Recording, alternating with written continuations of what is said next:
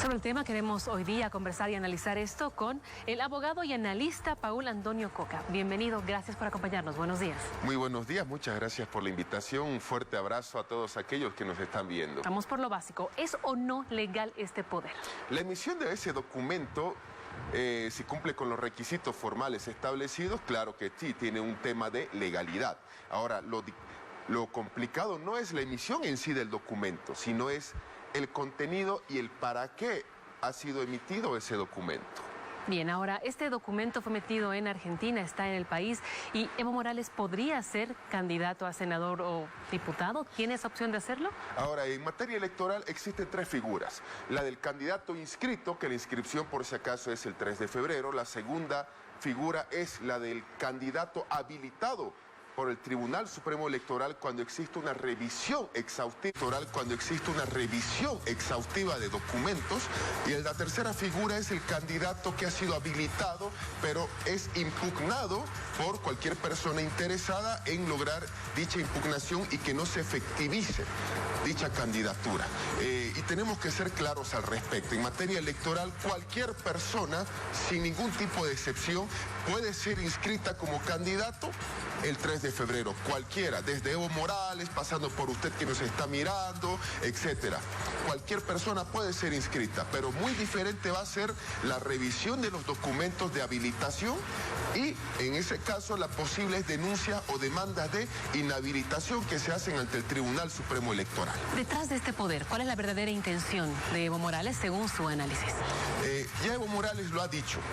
Yo voy a ir a votar en las elecciones del 3 de mayo. Es mi derecho y voy a ir a votar en el Chapare, donde él siempre ha emitido ese derecho democrático al voto. Sin embargo, el tema no es el ejercer un derecho democrático o no, como es el voto, como cualquiera estamos obligados a hacerlo, sino que la figura es la siguiente. Por una parte, se intenta patear el tablero político en Bolivia, cuando Evo Morales intente llegar al país, cruzar la frontera argentino-boliviana por cualquiera de los medios respectivos que pueda haber y realmente generar un revuelo político y social en Bolivia, que es el mayor y principal objetivo. ¿Para qué? Obviamente con fines electorales o, en su defecto, dependiendo cómo esté el MAS en las encuestas, el MAS en la posibilidad o no de tener cierta mayoría en algunas de las cámaras legislativas, generar un remesón político. Ya Evo Morales, hay que recordar, el año 2002 ya tuvo este remesón político que lo catapultó de un cuarto lugar en las encuestas a unos segundos, a menos de 40.000 votos del primero, que fue Sánchez de Lozada. Entonces, a veces hay candidatos que juegan con el sentimiento del votante para generar un voto favorable, en este caso al movimiento al socialismo, y generar, por si acaso, un nuevo tipo de convulsión social, si es el término. Estamos con Santa Cruz junto a Gabriel Oviedo. Adelante, buenos días. Buenos días, Natalia. Saludamos a nuestro invitado, señor Coca. En base a los requisitos necesarios para inscribirse como candidato, ¿en qué incide el hecho de que Evo Morales no ha estado en territorio nacional estos últimos 2 meses? Hay que tomar en cuenta, y antes que nada, muy buenos días, saludos y cordiales a todos los amigos y colegas de Santa Cruz. Hay que tomar en cuenta dos aspectos principales: que en este momento Evo Morales no tiene sentencia ejecutoriada, razón por la cual le favorecería tener un certificado de solvencia fiscal, antecedentes judiciales que están en el REHAB y si pase por no violencia a la mujer.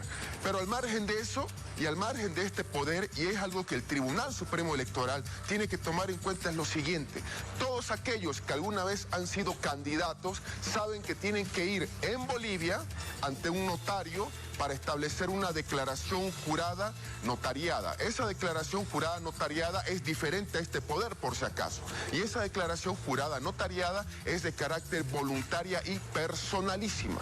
Y usted va al notario indicando qué cosa, que habla X idioma, que no tiene usted incompatibilidad para ejercer un cargo en función pública por mandato constitucional, y el tercer aspecto, que no es el menos importante, que usted reside o 2 años en la zona en la que desea postularse, 2 años anteriores al día de elección, o 5 si es candidato a presidente o vicepresidente.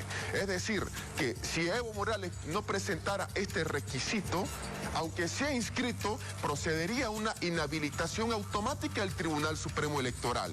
¿Por qué? Porque el notario registra dónde, qué día y a qué hora una persona ha ido a realizar esta declaración jurada voluntaria y personalísima. ¿Para qué? Para habilitarse como candidato a un X cargo público en las elecciones del 3 de mayo. Entonces, ahí nosotros tenemos esa importante figura y aclaración jurídica electoral. Señor Coque, ¿qué pasaría con la condición de asilado, de refugiado de Evo Morales con esta decisión de intentar volver al país para inscribirse como candidato? Se supone que si salió del país es porque su vida corría peligro. ¿Esto como que saca las bases de esa premisa? En materia jurídica hay que tomar en cuenta un aspecto importante, la figura del asilo político, que Evo Morales ha estado de una u otra manera desvirtuándola, y hay que ser realistas, estando primero en México, luego en Argentina, tiene mucho significado lo siguiente. Hay una prohibición expresa para aquella persona que es asilada de interferir o de causar injerencia en lo que es la vida política de otro estado.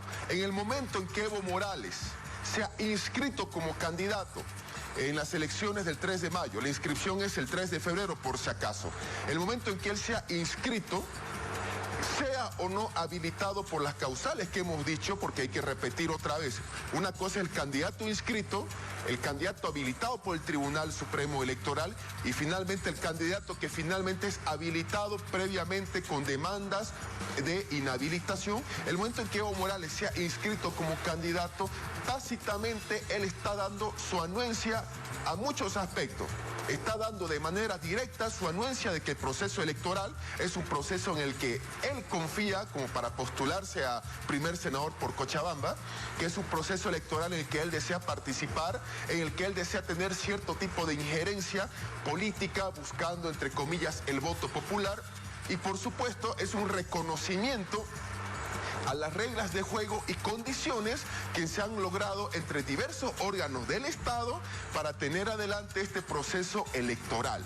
Entonces, Evo Morales estaría haciendo un harakiri a sí mismo con una postulación respectiva. Pero también hay que tomar en cuenta otro fenómeno, que también significa un llamamiento a sus bases, que es el fenómeno que no se está analizando, que con esta posible postulación de Evo Morales, él lo que hace es llamar a las bases, sentar unidad y decir a la gente, señores, yo puedo ser candidato. Entonces, diversos sectores tienen que unirse en torno a mí y en torno al partido. Y este es el verdadero mensaje que Evo Morales quiere dar a su militancia y a los simpatizantes, que hay que reconocer últimamente con los conflictos sociales se ha venido disminuida.